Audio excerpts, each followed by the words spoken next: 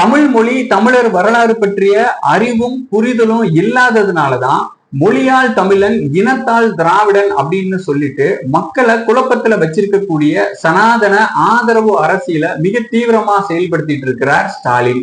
அவருடைய பேச்சு எல்லாமே பாஜகவை தீவிரமாக எதிர்க்கிற மாதிரி தான் இருக்கும்.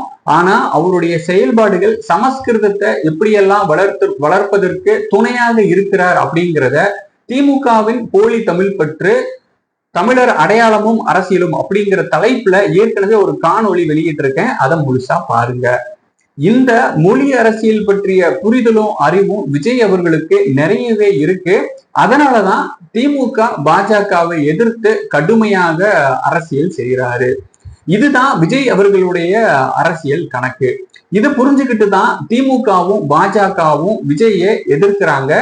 இந்த சட்டமன்ற தேர்தல்ல ஜனநாயகன் திரைப்படம் ஒரு தாக்கத்தை ஏற்படுத்திடக் கூடாது அப்படிங்கிறதுக்காக தான் அந்த படத்தை வெளியிட விடாம முடக்கி வச்சிருக்கிறாங்க.